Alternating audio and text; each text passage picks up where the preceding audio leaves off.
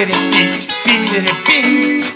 Что делать по сутки вне сезон? Я уже выпускала ролик на эту тему, но если кратко, то вы можете сдать квартиру в средний срок до мая, до майских праздников. Если вам комфортно, то открывайте брони на одни сутки. Такие брони часто пользуются спросом.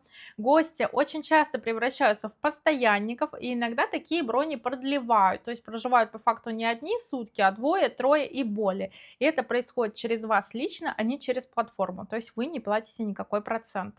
Вне сезон ко мне часто приезжают гости на лечение, и такие брони достаточно длительные. Чаще всего это неделя-две. Один раз у меня гость забронировал на неделю, по факту прожил 3 месяца, и теперь это мой постоянник, поэтому раз в полгода я жду его в гости. Также не забываем про командировки, и гости часто вне сезон, видно так, как это выгоднее, приезжают к своим родственникам, либо к знакомым. И да, конечно, у меня были месяца, когда из 30 дней всего забронировано там было 10-15 дней.